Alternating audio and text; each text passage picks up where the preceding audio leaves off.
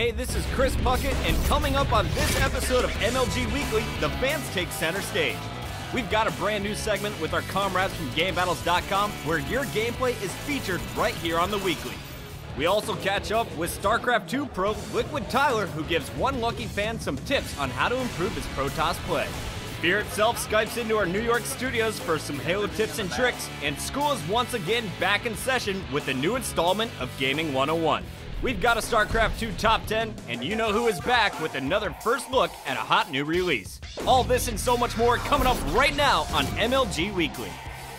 This week we bring you another segment in our never-ending pursuit of opportunities for you the fans to show off your skills. GameBattles.com is your one-stop battleground for the hottest online competition. Each week they will play host to a tournament that features the most skilled Black Ops players competing for respect, bragging rights, and a chance to be featured right here on MLG Weekly.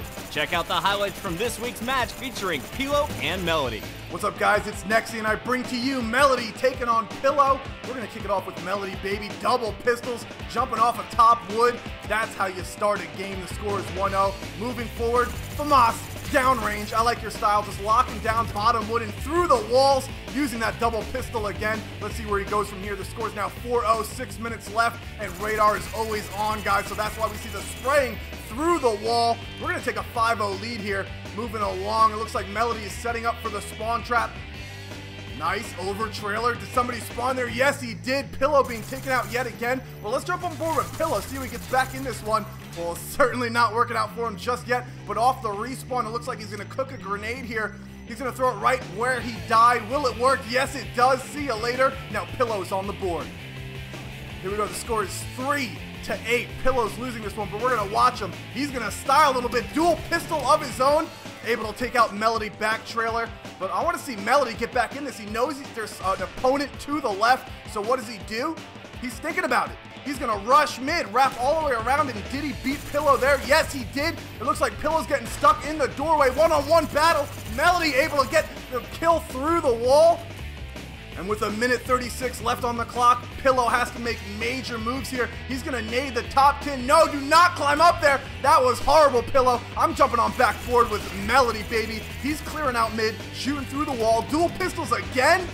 Way to go, Melody. The score is now 16-8, and this is the final kill of the game. 8 seconds left on the clock, shooting through the trailer walls, and see you later, Pilo. That's game one. It's going to be 17-8, but I'm ready to jump into game two. All right, guys, here we go. Game two, and yes, it's on Nuketown. Melody's up in the series 1-0, and he starts this game off well through the yellow house, picking up a kill on Pilo. Pilo has to get back in this. Ceiling shots, baby. You better watch your radar. Now let's go back on board with Melody. The score is tied 1-1. The next kill is so important. Spamming through the wall across the map. Down goes Pilo. Moving forward. 6 minutes, 35 seconds left on the clock. We got the concussive shells going out. Wrapping around. The pistols come out. Nice work from Pilo there. I want to see what Pilo can do. Here we go. Through the greenhouse. Picking up an easy kill. Looks like coming off a respawn here, cooking a bit of a grenade. Does he get it? Yes, he does. Down goes Melody, but Melody dropping a grenade himself. I want to see what Melody does here. Looks like he's going to drop from the top and picking up another kill on Pilo. And here we go, a one-on-one battle. Bottom green, Melody's winning 12-7. Is he going to get this kill? Yes, he does. Pilo looking like he was caught a little bit off guard, setting up for the spawn trap. Is he going to get it? Doesn't look like it, but oh no, Pilo running out into the middle, right into the fire of Melody. Melody's now up 14-7, putting shots through the garage. Nice job. Melody spinning around, looking for the spawner. Oh my goodness. Melody is starting to run away with this one, but he is not done. Knowing that somebody spawned right behind him, just spamming through the wall, and Pilo has to feel helpless here, especially with those double pistols.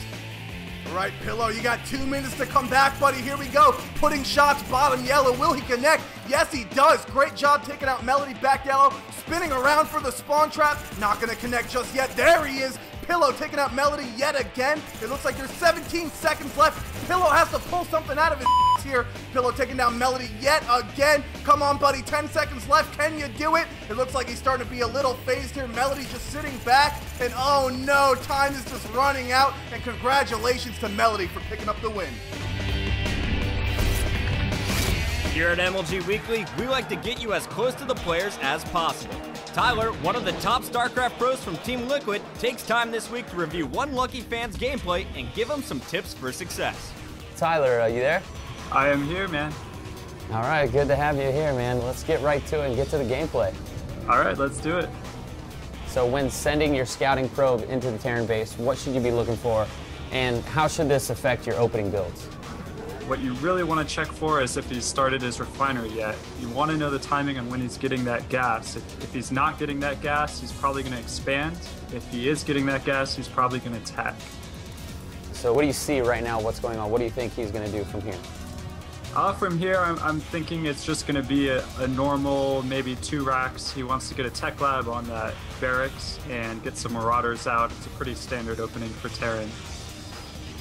All right, now we're back in the base. What opening builds do you personally like to use against Terran players?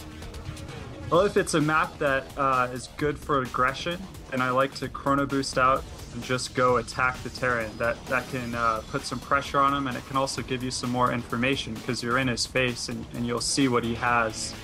But if it's a bigger map that aggression isn't so great on, then I like to sit back, get an observer really quickly, and then scout him out with that observer.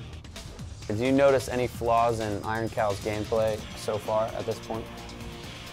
Oh, at this point, it's looking very smooth. It could have been one of my games at this point.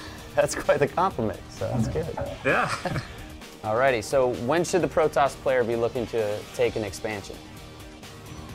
Well, he's got to think, when is it safe to take an expansion? If he's scouted the Terran expanding, well then he definitely wants to expand as soon as possible to not get behind in economy. In this case, the Terran is doing kind of a weak push, and Iron Cal is making the right decision of expanding and just not caring about such a weak push. Looking at his probes here, what is the optimum number of probes for a player to reach? Well, it's 16 probes per base on minerals because you want 2 probes per patch, and there's 8 mineral patches per base. But once you get that, you can actually get a few more, and it's still helpful, but you really want to have at least 2 per patch is really what you need ASAP. So we're about to see a very big battle here. If you just want to walk us through it and tell us how he fares out in this battle. Yeah, well, this is a pretty nice setup that we're looking at here because the Terran doesn't have his siege tanks defending this expansion. It'd be nice if he had his zealots in front right at the start, but they're not in terrible position. It would have been nice if he used Guardian Shield from the sentries. The sentries really weren't doing anything. The Stalkers took a little bit of extra damage that they didn't need to. He could have just sat back with his Colossi and used the long range of the Colossi to take down SCVs in the Planetary Fortress. All right, well, let me ask you a question. How do you improve your micro? How do you personally work on that yourself? I don't really do any specific exercises for it. I just, play normal games and let the practice come through that. But it's important to watch replays in like slow motion. Go back to a battle that you lost or any battle that you know you could have microed better, and then just think, what are the things I need to do, the order I need to do them in, so that you can have kind of a plan going into the battle. Not every pro can just improvise and think on the spot and do everything perfectly. This is all very routine. They have a plan, and if you just make a plan, it makes it a lot easier. Fear itself is one of the top Halo players on the pro circuit, taking the 2010 National Championship in dominating fashion with his team final boss. In this week's Tips and Tricks, Fear hooks us up with some inside info on improving your game. What's up, guys? Fear itself here with some pro performance tips for the new Halo maps, Android and Redemption. Starting off with Android, there's a few key elements regarding this map. There's a rocket launcher that spawns bottom middle, there's 2 jetpacks that spawn towards the side bases, and there's a custom power-up when you play Team Slayer right in the middle. The basic strategy for Android is to control the top side of the map, this being top middle, green, and yellow. The easy way to do this is to utilize the jetpack and the rocket launcher. Anytime you pick up a jetpack or a rocket launcher, make your way to the top side of the map, control it as long as you can. This way you can spawn trap the enemy spawning at red base or blue base. Do this throughout the game and it'll help you that much more to win the match. My favorite spot on Android has to be where OS spawns. You can see everything in the map, and you can take a quick little route to top middle using that leg that connects to it. Alright, now let's take a look at the other new map, Redemption. The key points for Redemption, there's rocket launcher that spawns bottom middle, there's an evade that spawns at green base, and then there's a sniper rifle that spawns at yellow base. The basic strategy for Redemption is to control the enemy side of top middle. You have the most cover, and it's the easiest spot to spawn trap the enemy spawning at green or yellow. Once you have control, pull the flag, run it through top middle. Make sure you keep one guy controlling top middle to spawn trap the enemy spawning at green or yellow while you're running the flag. Do this correctly, you'll get the cap for sure. My favorite thing to do on Redemption to stay alive top middle is to use the outside ledges to jump from plat to plat. Do this and you'll fool your enemy and get an easy back smack to keep control of top middle. Alright guys, this is Spirit Self, and those were some pro tips for the new Halo maps, Android and Redemption. I'm signing out, I'll catch you guys next time.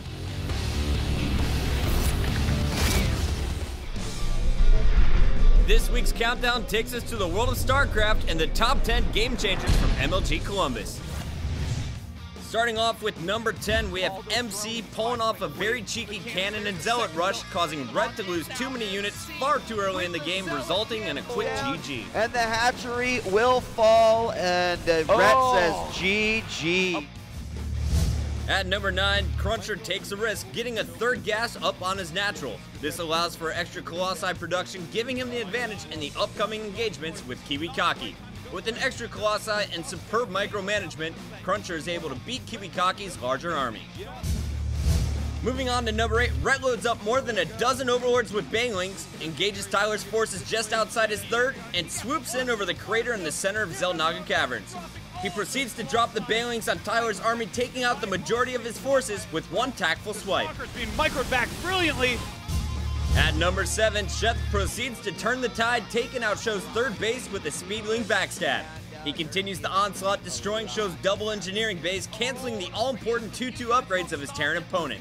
He finally denies Show's offensive push on his fourth base, maintaining an all-round dominating presence on the map with strong offensive tactics and stellar defenses. Moving on to number 6, we have Tyler attempting a one-base Colossi all-in. Moving in on Major, Tyler is pushed back by a well-placed bunker and almost loses his single Colossi to a volley of Marauder shots from the high ground. Having nearly lost his key unit in his build, Tyler pulls back slightly, but 3 Marines swoop in from behind on his suicide mission to finish off the Colossi. Tyler is forced to engage his opponent, who's already light years ahead of him, and after losing the battle, Tyler opts out of the game, knowing it would be impossible to come back from this position. At number 5, Naniwal thinks he's outsmarted Moon by baiting him into the late game, where Moon's early game mass roach composition won't be effective against his large number of Colossi. But does Moon have a surprise for you, Nani? Mass Corruptors come in, taking down the Colossi for the win. At number 4, TLO goes out with a bang, landing a very unexpected nuke on InControl's army, baiting the Protoss into the trap perfectly. Even though TLO is unable to change the tide of the battle, he sure knows how to please a crowd. Nuke taking out a lot of units of InControl. Moving on to number 3, Slush baits Ret Speedlings while having support of his burrowed infestors. In amazing fashion, Slush pops out a few fungals seemingly out of nowhere, decimating Ret's forces for the GG. At number 2, Select seems to have the dominant army composition as he begins moving his mech units towards Idra's main base. However, Idra sees this and lands a perfect neural parasite attack. Having now taken control of Select's Thors, Idra turns them back on themselves, quickly taking them out. This leaves just a few controlled Thors, which Idra proceeds to focus fire down for the GG.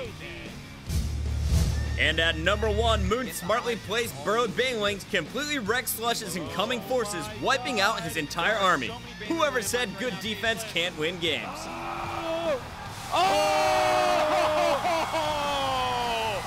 Absolutely sick. That's gonna do it for our top 10 StarCraft 2 game changers from MLG Columbus. Here at MLG Weekly, we give you the most in-depth insight into the world of competitive gaming. We want everyone to play, enjoy, and understand the games we cover. In our continuing new series, Gaming 101, we give you the basics of the game, the keys to success, and some simple tricks to help you improve your play. This week, we take you out of the classroom and onto the battlefield for Call of Duty. Released in October 2003 by Activision, Call of Duty is a first-person shooter based on conflicts throughout modern world history. After the incredible success of the first game, Activision produced 7 versions in the franchise, releasing Call of Duty Black Ops in November 2010. Though the single-player action is very engaging, it's the multiplayer that makes this game stand out. The game is unique because players must aim down the sight of their weapon for absolute accuracy in order to be successful. Pressing the L button allows the player to look right down the sight for better aim. Call of Duty runs on a regenerating health system. The amount of health a player has is indicated by how red the screen gets while being shot. It takes several shots to take out your enemy, so if they hide even for just a few seconds, they can regenerate. Call of Duty uses loadouts, which allows a player to completely customize 5 different sets of weapons, abilities, and equipment. The feature of complete customization is what really sets each player apart from one another. There are 5 types of completely customizable weapons and a slew of secondary arms to choose from, each with its own unique qualities and abilities. One of the most useful weapons in the game is the FAMAS because it works well in close to mid-range battles. The combination of mobility, weight, and rate of fire makes it an invaluable tool of destruction. There are also multiple explosives and specialty grenade options, and each player can choose 2. The most popular are the FRAG and SEMTEX. FRAGs have a large blast radius, but require players to cook the grenade. The longer you cook it, the faster it blows up from the time of release. The SEMTEX grenade sticks to the first surface it touches and is better suited for hard-to-reach places. Along with choosing from all of these weapons, there are abilities or perks you may also select. Some work better than others, but each has a different set of situations where they can be useful. For instance, some pros choose a lighter weapon and a perk that enables them to move quickly during capture the flag. There are 15 perks to choose from, with each player selecting a total of 3. The 3 most important are Ninja, Scavenger, and Steady Aim. Ninja gives a player the ability to move silently around the map. This perk makes your footsteps almost silent, which enables you to sneak up on your enemy, catching them off guard. Scavenger gives players more starting ammunition, the ability to pick up ammo from the ground, and take unused explosives from players that have died. Scavenger is key for weapons that run out of ammo quickly. Steady Aim provides better accuracy while firing from the hip. It gives you an advantage when quick adjustments are needed in close-range fights. There are a total of 11 game types for Call of Duty Black Ops, but the MLG Pro Circuit uses 3 in their competitions. In Domination, the objective is for each team to control territories marked by flags on the map. There are 3 areas on each map, and by controlling them, your team earns points. In Capture the Flag, the objective is to capture your enemy's flag and bring it back to your base. Since most of the maps in Call of Duty are asymmetrical, each map is played twice to keep the competition fair. Search and Destroy is unique to the other game types because players only have 1 life per round. The objective is to arm a bomb in one of 2 locations. The round ends if the bomb detonates or is defused. The round can also end if all members of a team are killed. There are a total of 14 maps in Call of Duty Black Ops with an additional 12 for download, but MLG uses 4 for their competitive play. Summit is a snow-covered map on a Russian airbase. This map features 2 sides with different buildings on each side.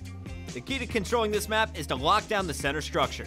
Firing Range is a small map that is completely asymmetrical. It's scattered with wooden pop-ups and moving targets. This level is fast-paced, and players moving in packs is one of the most effective strategies. Hanoi takes place in Vietnam and is a large circular map with the main building in the middle. This main building is the central point of the map, giving players the best view of the battlefield. Havana is the only city map on the circuit and is essentially one long street with a few buildings on each side.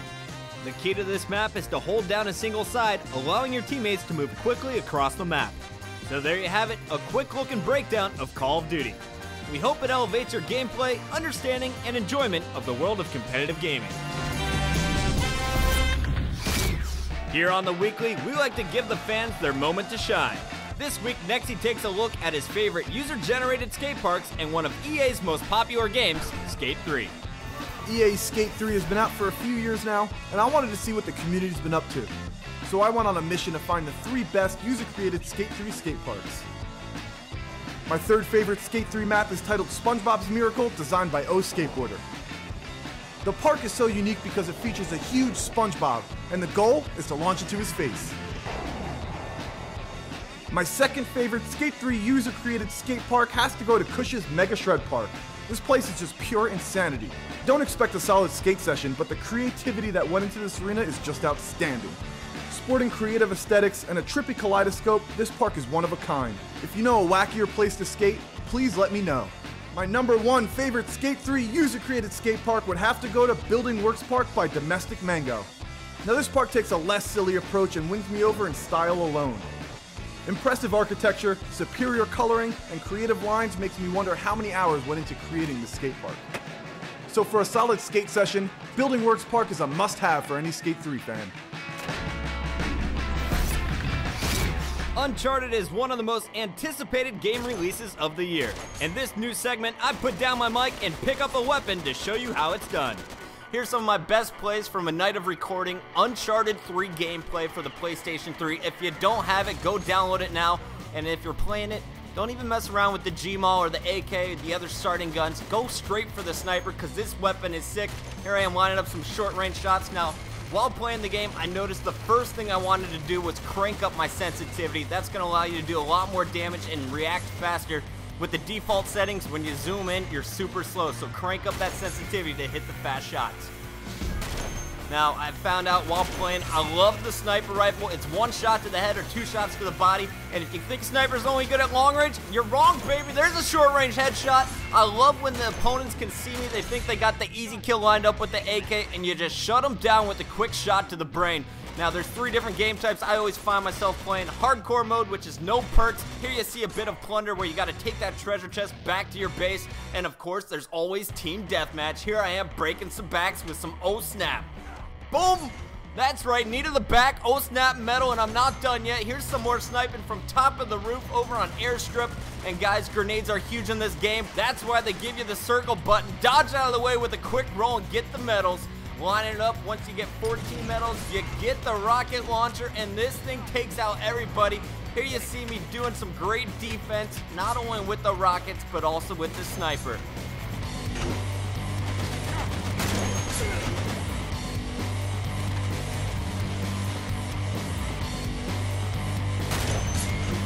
Now, when you're using the sniper, you're going to want to use your walls and surroundings to keep you protected. Here you see me hugging the wall, taking all kinds of fire, but I'm able to hide behind it and poke out for the headshot for the double down. Once you get enough medals, cash them in for the rockets, and of course, while you're using the rockets, shoot at your opponent's feet, and if there's anyone near it, you're going to get this done, so clean it up with the AK. If you got Uncharted 3, send me the friend request. My name is Chris Puckett, and I'll be collecting treasure. Here on the Weekly, we bring you the most in-depth first looks at the hottest new games. This week, your boy Nexy mutates into an Autobot and rolls out in Transformers Dark of the Moon. Hey, what's up guys, it's Nexy. Now this week I'm going to show you Transformers 3 Dark of the Moon. I guess Dark Side of the Moon was taken, but the campaign is pretty terrible. So I'm going to show you guys the multiplayer. Let's check it out. So here we go, we're taking a look at the tank right here. Basically it's equipped with 2 guns. One, his main weapon is the multi-barrel machine gun. It looks a little something like this. His secondary weapon is the heavy machine gun, which you can actually change if you'd like to. Looks a little something like that. In addition, I got a couple of abilities, and I can flip into this cool tank. Look at this thing. Boom! So let's move on out. Yeah, I'm just an ordinary tank riding around town. What's up, bro? You didn't expect that, did you?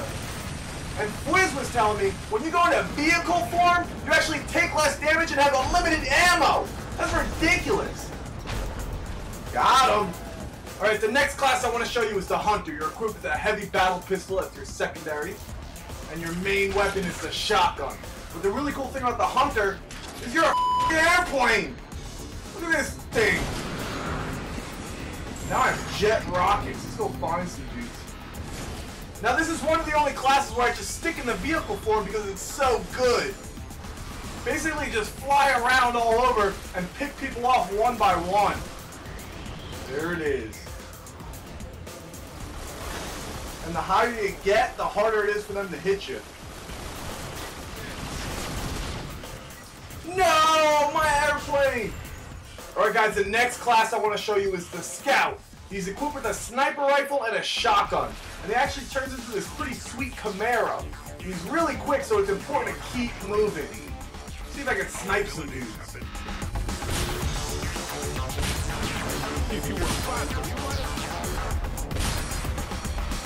We are capturing A.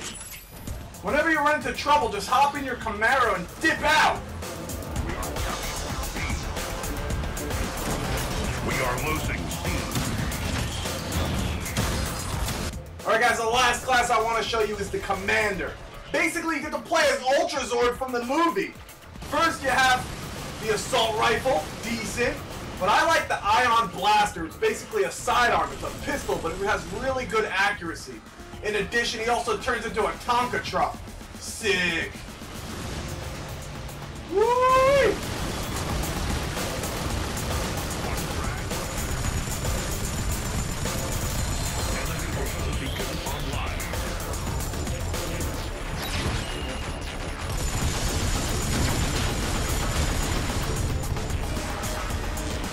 Alright guys, there you have it. That was Transformers 3 Dark of the Moon. Now the campaign sucks, but the multiplayer is pretty impressive. So if you like having a lot of options and playing as a big robot, definitely check out Transformers 3.